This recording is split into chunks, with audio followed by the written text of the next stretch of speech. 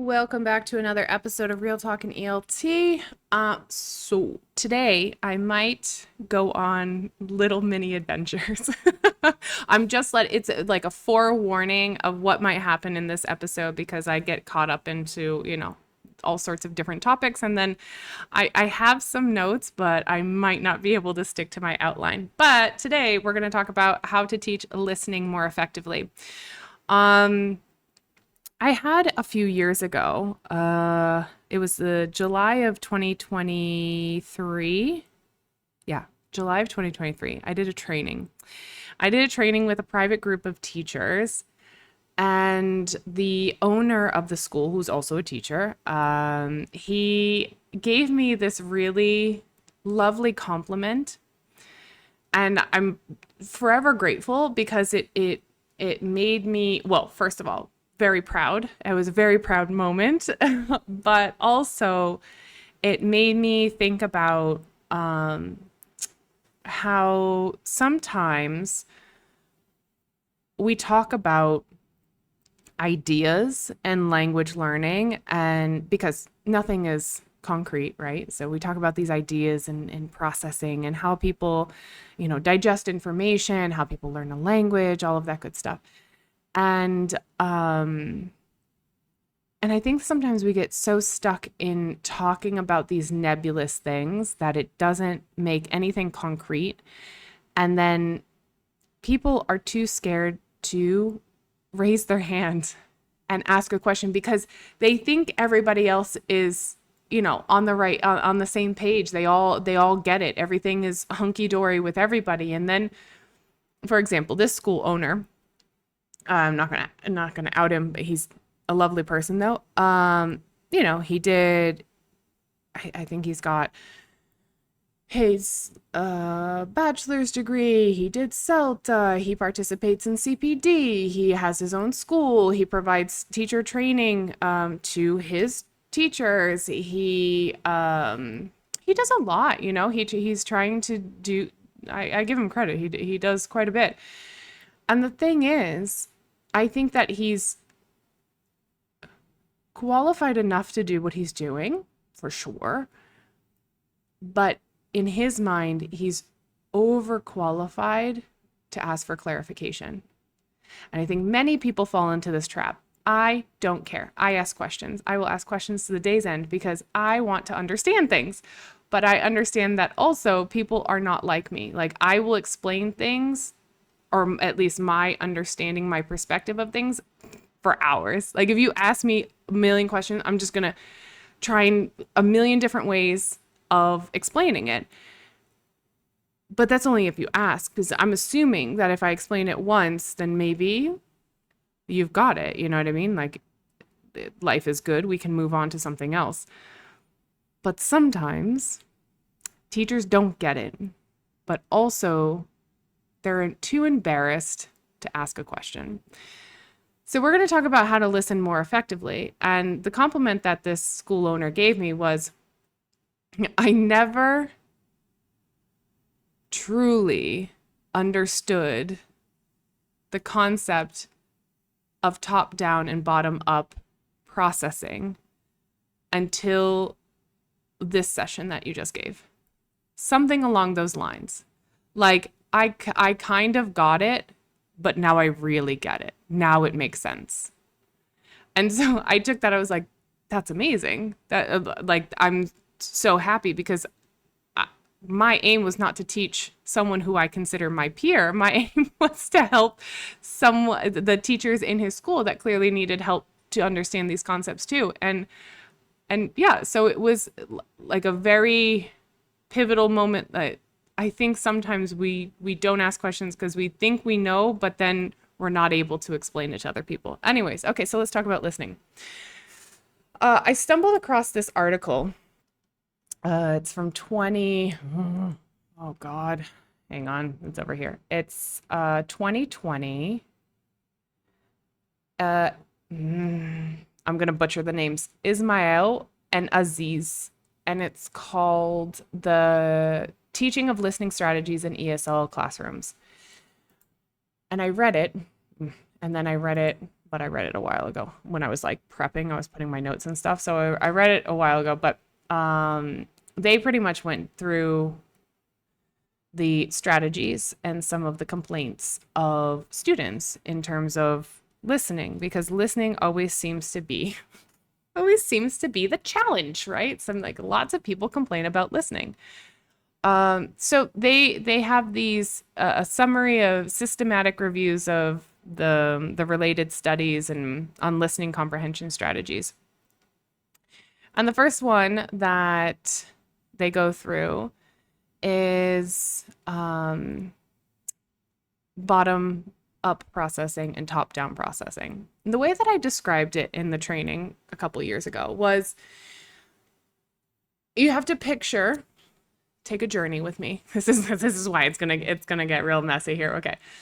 So when we're processing information, we've got these two approaches, top down, bottom up. And imagine you're in like a valley in between mountains. And it's full of woods and creatures and all sorts of stuff. And you're hanging out on the back of an eagle. And the way that the eagle surveys the land is going to be the top-down processing, because the eagle is flying around. It has to be an eagle, right? I'm American. It's never like a hawk or anything. It's a bald eagle. You're on the back of a bald eagle. Anyways, okay. So, all right. So you're on the back of a bald eagle because we're gonna make this super America. In the the backwoods of South Dakota. Anyways, and you're flying around on the eagle's back, and so the eagle is up in the air and looking down at this landscape, and the landscape, the woods, the rocks, the animals, all of that stuff is the text. Now, it can be a reading. When I say text, it can be a reading text or it can be a listening text, but it's the text. And as the eagle's kind of perusing around up top there, it sees major features, meaning it sees the mountain so it doesn't fly into the mountain. It sees the valleys where it can swoop down and get a closer look. It sees kind of just the overall landscape. What is the composition of this valley between mountains? And it's processing its environment or processing the text in a top-down processing way. Why? Because it sees the major features first. And then if something catches its eye, something shiny, something moving, small little animal, maybe a rabbit or something coming out of a hole, then it goes down into the details, right? Starts circling around and starts looking at very specific details in the landscape or in the text. And so this would be the oh God, hang on. Is it an analogy or metaphor? I don't know. See? I probably should have prepared that word. Anyways, this is the description of top-down processing, because the eagle sees the general what's going on, and then it's looking into the details to try and get a better understanding of if there's food there or not. Top-down processing, back of a bald eagle. Then we can look at bottom-up processing. So there's another way of approaching text. Again, it can be reading or it can be listening. We're going to talk about listening today, but applicable for both receptive skills. Bottom-up processing is going to be a botanist in the same field, in the same landscape, right? So the botanist is on a hike. She's got a little magnifying glass. She's got a backpack. She's got all sorts of little things. And the botanist is looking at all of the plant life there. And all of the plant life there, she's looking through the magnifying glass and picking up different species of, leaves and acorns and all that type of stuff that's on the forest floor. And she's making an assessment of the general landscape based on details. So she's looking at, okay, well, here we've got this type of plant which usually grows at this altitude with this amount of humidity. Okay, so she's got ferns and she's got coniferous tree, coniferous, is it coniferous? Ah, the cones, pine trees. um, it's not carnivorous, obviously, but coniferous, I think it is. Oh, I'll have to look it up afterwards. Anyways, pine trees and all the different species of trees, different species of ferns and plants, all the things that are growing on the forest floor. She's looking at them in depth. And because of those clues, you can think of all of those things that she's picking up as words and phrases that are within the text. She's making general assumptions about the overall landscape, but she doesn't see the overall landscape, not until the end, not until she's on top of the mountain. So she's walking up this mountain and she's gathering these clues here and there. And that's exactly what bottom-up processing is in a text. We start with the tiny details, the words, the phrases, utterances in listening, and we're constructing what is this based on the details first, as opposed, and then only when you have collected lots of details from hiking up the mountain, you can see the mountain from the top and you can look over the text and you can identify, this is the bigger picture. As opposed to the eagle, who starts up top, looks down, and then understands what's going on in general, but then starts looking into all the details afterwards. So, top down, back of an eagle. Bottom up, the botanist hiking up the mountain. These are the ways that we process text. And we process text these ways in general life. I mean, it doesn't have to be second language learning. Like, this is how we process information. Sometimes we're attracted to like a word on a, I don't know, Instagram page or a LinkedIn title or something or like super hyper focused on like one word or phrase. And that gets our attention. And then we start investigating all the other details to get a bigger picture. Or sometimes we see things and we can identify immediately what they are. Like if you're riding on a bus and you see a billboard, you can identify immediately that it's a clothing company, but you don't know which one until you start reading the details, and then you start to pick up, oh, it's a new clothing company that's opening in the center of town. So we approach reading, listening text exactly like this. If it's listening, maybe someone says something, a word, and it catches your ear in a busy cafe or something like that. Somebody says, Celta or English or something like that, or somebody says something along those lines that it's like related to my work or something, like it'll catch my attention, and then I'll try and get some more clues to figure out what the conversation is about. That happens. Or we go into a conference room knowing who the speaker is and the title of their presentation, and then we start listening for details to try to understand in greater depth what that presentation is about. So we do this naturally. This is not something that happens only in the classroom. And we use these skills in day-to-day life. But what does this mean for students? That's the key thing, is that we have to start looking at, all right, we know that this happens. And we know that sometimes there is this interactive processing where we're doing a little bit of top down, a little bit of bottom up. We're trying to put context clues together to figure out what's happening. And students need to have a little bit of help, a little bit of support to be able to do these things in a more effective way. Students, in my experience, again, all of these podcasts are my experience, so don't go after me if it's, oh, that didn't happen to me. Great, your experience is different, and please share in the comments. But in my experience, what happens usually is that students get super fixated on details and they want to understand every single word. And if they don't understand every word, or if they get stuck on one word or phrase, then they just stop listening. I don't know if this happens to you as well. And so ways that we can help people do that is give them some strategies and some ways of what they should be listening for, because we listen for different reasons, right? So if we're trying to listen just to understand the general idea of things, listening for gist, then probably we're going to have some questions that are only about gist. What kind of conversation is this? How many people are interacting with each other? Do they know each other? Is it more formal or is it more conversational, informal? Do you think that this would happen at your work, at school, on a bus? Things like that. Like, they just need to be able to identify, like, what is this? Like, what is this interaction? What are these utterances? What's the objective here?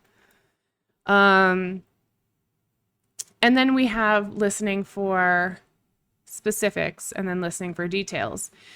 I tend to separate those two. I'll tell you why after the motorcycle goes by. I'll tell you why, because for me, for me, I like to separate specifics and details because I think you're doing two different things. If you're listening for specifics and trying to gather all those details like the botanist is when she's walking up the mountainside, you're listening for exactly what people are saying to answer some sort of question for comprehension purposes, to understand what's going on. But if you're listening for details, it's not explicit. The person doesn't come right out and say it. And that's the differentiation that I make in my classroom. You can make the same, or you can do whatever works best for you. But I make that differentiation because if something's explicit, then my students know that they need to listen for an exact phrase. Like this, the person is probably going to say X, Y, and Z.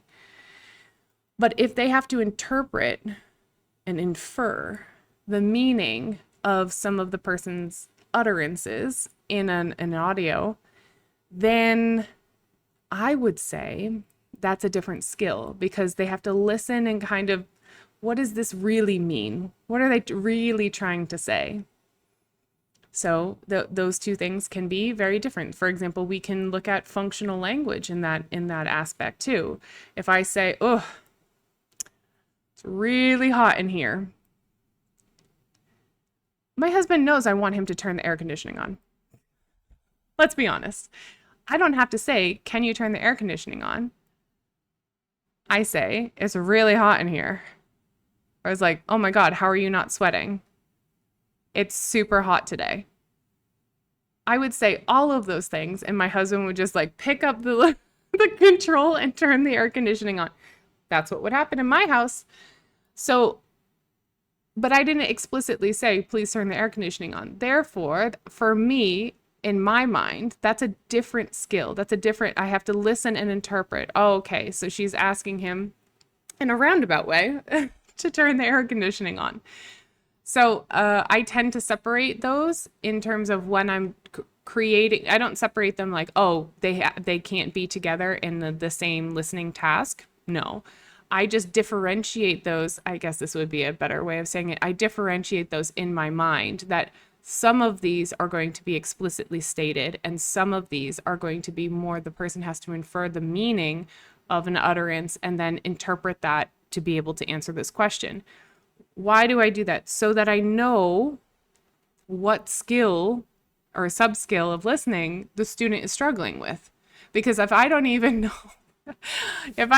know what I'm asking the students to do, then I'm not doing my job very well, am I? And then structuring these in a way, staging the lesson. So we saw top down and bottom up processing. And so how do you want the students to digest and interpret this text, the audio text? And then that has clear indications on how you're going to stage your lesson and how you're going to scaffold things for them to be able to comprehend at the level of comprehension that you want them to, the text through the activities. When I do initial teacher training things, more often than not, we use the top-down processing. So we stage lessons as pre-reading, pre-listening, listening, then post-listening, and then in the listening part, it's usually gist for comprehension, gist, then specific information and details. Why? In my vision and my perspective, I think that's the most common way of comprehending. That's kind of how we, more often than not, that's how we interact with the real world. So I think that it's a little bit easier for students. I think students might get a little uncomfortable starting with vocabulary and then going out into phrases. It's kind of like the reverse of what they do. Though it's interesting, they should be doing that. They should be doing like a mix of these things, in my opinion. But I think the most comfortable for students is to digest text, especially audio text like that, like general understanding, and then listening again for more specific understanding. Okay, see, deviating back to the article. So then again, the article talks about there is the existence or this gap between knowing what strategies they should be using and their ability to use those strategies effectively. So students know that they have to listen. That's clear, right? You're going to be like, you're going to listen to an audio or you're going to watch this video. So they know they have to listen, but they don't necessarily know how to listen.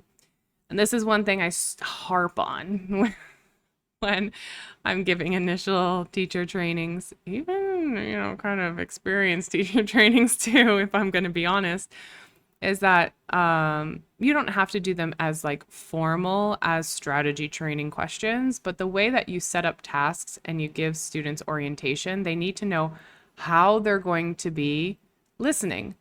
Meaning, if you have a bunch of gist questions that they have to just understand what's going on and identify, the players in the audio and what's the objective of the audio, like what kind of genre is it, the students don't have to listen and understand every word. They have to listen for keywords. They have to listen for different voices. They have to listen for tone. They have to interpret, is this a friendly conversation or is this more of a professional conversation? What's the topic of the conversation? Again, keywords and phrases. These instructions or strategy training questions, if you want to formulate them in that way, should be given to students because not all students are going to be listening to the audio in the same way. Most of them, inexperienced learners or learners that are, trying to or I should say learners that have the assumption that they need to understand every single word are going to listen incorrectly. Just a fact. So this is where the teacher comes into play, and that you have to know what you're asking the students to do, what subskill you're working on, so that you can properly orient them and give them a better chance of success because they know what they should be doing. And then also the paper here, you can read the paper. I mean, it's kind of interesting if you want. I'm summarizing some main points, but obviously just adding all sorts of Kelly commentary on here. And then they said that the speech is fast and fast and variable. The speech has to be processed in real time. These are some of the things that they have to be processed in real time. Word boundaries are blurry. They have an inability to recognize words they knew. They're missing subsequent input, meaning they stopped listening and then missed the rest of the stuff going on. The sentence complexity of what's going on. Background knowledge, because they don't know what the topic is. And unfamiliar pronunciation. All of those are barriers for students. Why is that important to know? Well, I mean, and these are things that come up in our classrooms anyways. It's not like I'm reading this list and it's like, mind blowing. Oh my God. No, like, yeah, the students complain about this all the time in the language learning classroom. But what does that mean for teachers? Well, authentic materials are typically the most motivating, yet they have more of these bullet points embedded in them. For example, the fast speech, word boundaries, unfamiliar pronunciation, sentence complexity sometimes, depending on what the authentic material is. So if you're going to use authentic material, you're going to have more of these barriers with your students.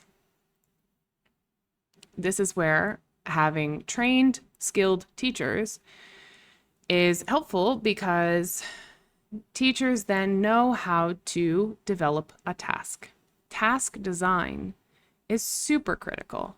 You can't just slap anything on the screen.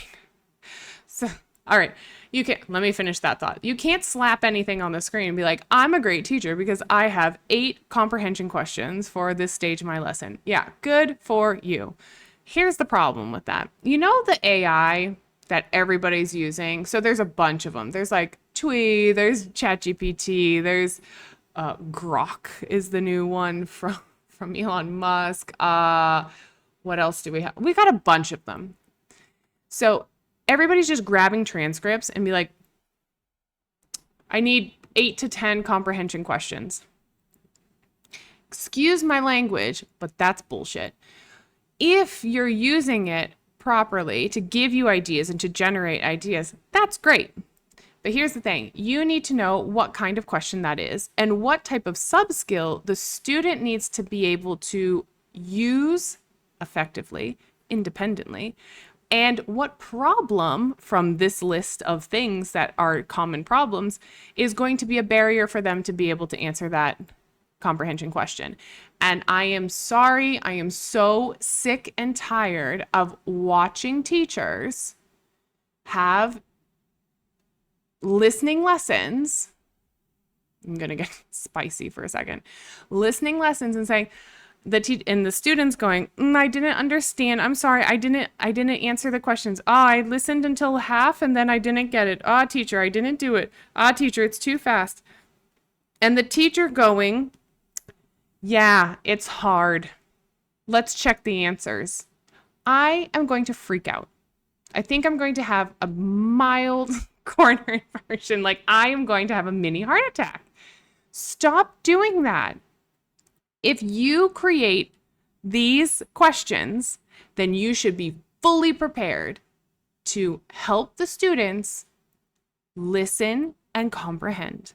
If you can't identify what subskill and possible problems from things like this, like word boundaries are blurry, inability to recognize words they know because of possibly unfamiliar pronunciation or different accent. If you haven't prepared for that, you're not doing your job. Sorry, you're just not. So this is what I mean. Like, teaching is like, there's an art to it. And it's like, not everything is okay. It's fine. Like, let's, be super helpful and supportive of it. But you also have to have some hard skills. Sorry, you do. And if you don't have hard skills, I don't know what you're doing in the classroom, because every other job has technical skills. And this is the technical skills of teachers. Teachers should know, what am I developing? What am I asking my students to do? And if my students can't do that, how am I going to help them to be able to do that? Confirming that this is too hard, validating their feelings that they don't want to do this because it seems challenging, and then just giving them the answer is not good teaching practice. It's not good teaching practice. You need to know what you're asking your students to do. You need to be able to set them up for success. And if you can't do that, get a book and learn how to do it. There's a bunch of books on teaching listening. I'll put some in the show notes. What I'm saying is, we have to be prepared for those situations. We can't just say, oh yeah, no, it is really hard. Yeah, even I didn't understand it. Sorry. Yeah, this was challenging. Nope. Okay, I understand that you didn't understand that part. Do you think it was because it was too fast? Or because they have an accent that you haven't heard before?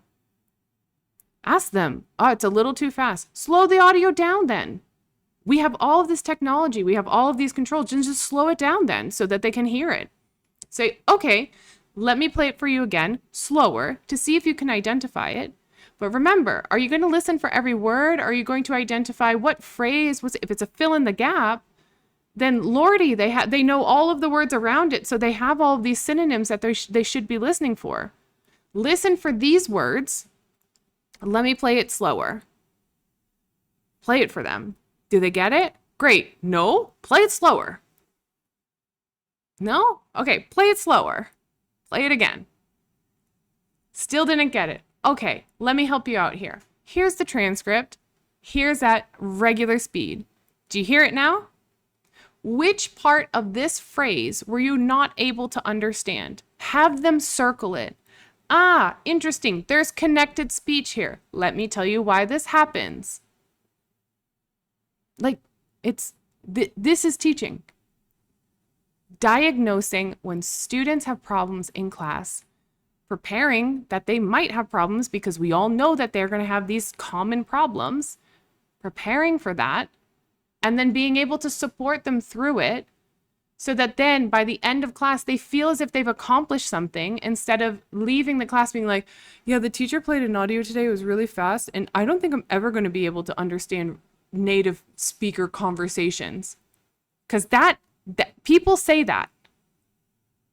You know those people that they have classes and the students that are always learning and taking courses and doing all that stuff, and then they go off and they go to whatever. It doesn't even have to be native speaker. I just said that because that's usually a complaint, which bothers me too, but that's a whole nother episode. Anyways, they go off and they go travel with their family. They go to Europe, they go to Disney World, they go to Las Vegas. Actually, nobody's going to Las Vegas nowadays. It's kind of a ghost show right there. But anyways, they go off and they travel, and then they come back and they say, I've been studying for 4 years. I didn't understand anything. Yeah, probably because you've been doing all of the audios that are just made for students and not made like just authentic material. So integrating authentic material is important because students need to start practicing listening to things other than materials for students. And then they don't have any strategies on how to deal with comprehension problems when they're over there. Because the teachers just say, yep, that was super hard. Sorry about that. We'll get an easier one next time. No. Have you seen the meme? I do this all the time. My husband makes fun of me. It's like, no. Yeah, it's exactly that. No, you don't do that. You have to help them. You have to give them comprehension strategies. Like, how can you do this? What should you be listening for? Let's think about it. What's the context here? Can you piece it together? If it's a conversation and they don't understand what you're saying, you're interacting with them live, because that is listening too. There's listening and speaking in every single class. If they don't understand instructions, if they don't understand explanations, my students at least, they'll be like, I don't know what you just said. Could you go over this part again? Because you said a phrase and I don't remember what it was, but I've never heard it before. And then I have to jog my memory and then go back and then I say it and they're like, that one. I'm like, oh, okay, this means this. Cool. So you have to give them the tools to be able to be independent.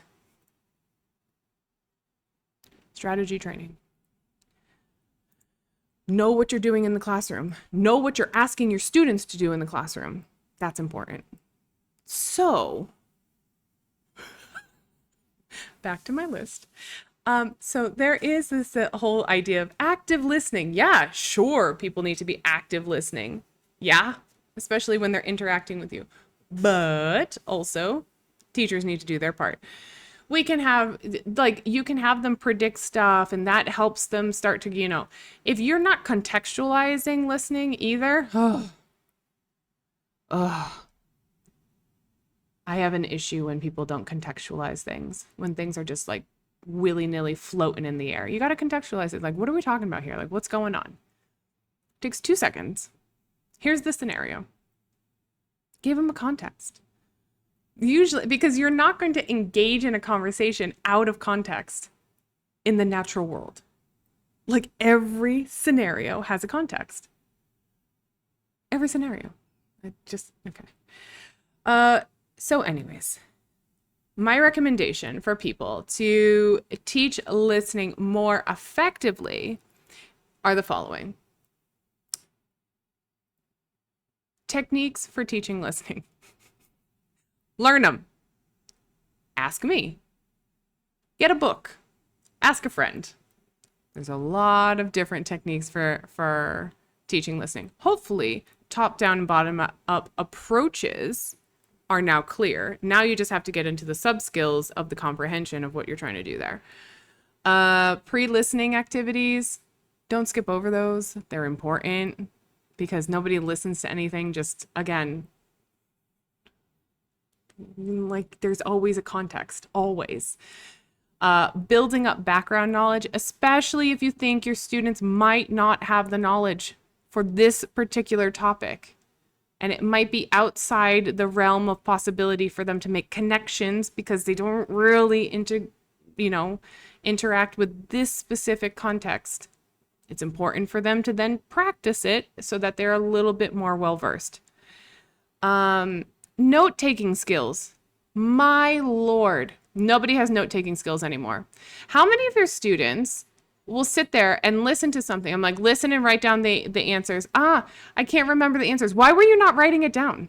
Note-taking is super important. I know we have AI now. I get it. Nobody wants to take notes anymore. Nobody thinks that that's important. But I'm going to tell you what. AI is nice if you know how to use it properly. If it's going to give you meeting notes because it just makes your life a whole lot easier and you can engage in a meeting and you can just turn on the little recording and then it records all the things and then summarizes it for you, that's lovely. That's lovely. But guess what? Sometimes there's no Wi-Fi. Sometimes you got to do it on the fly. Sometimes you got to figure out. And when people are good at note taking, people are also practicing some really important skills, subskills of listening.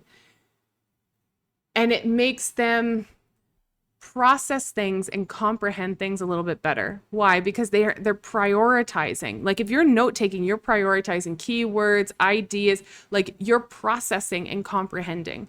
So listen, I teach note taking in my classes. I feel like people need to note take. It just, anyways. And then also incorporating diverse audio materials to reflect real world context. Listen, we don't need to have like students listening to podcasts all the time. I am a huge proponent of podcasts. Hell, this is a podcast. Like I like podcasts. I listen to podcasts all the time. But you don't have to have them listening to these long texts and things like that. They could be listening to super short audios from, I don't know, TikTok, if that's still popular, Instagram, all of those things. That is audio text. That's an audio text. Like that's important for them to be able to understand those, the influencers that talk really fast because they gotta get it in 30 seconds because otherwise their engagement drops. Yeah, like that's important for them to start being able to digest that information too. So it's not always news reports and podcasts and long form things where people are speaking clearly or they have a different accent or whatever. Start looking at things that your students are going to be interacting with all the time. How about those audios on Telegram or WhatsApp that are horrible in nature? It's static beyond static because the person's walking outside and it's windy and they just decide to send you the most important audio of the day and it's like something you need to follow up on in like 5 minutes. Like these are things that are important. But also even more important than selecting things that are reflecting the real world of our students would be to know what you're doing and know how to help your students get through things that are challenging for them, not just validating the feelings that they have that this is really hard and I'm not sure I can do this anymore.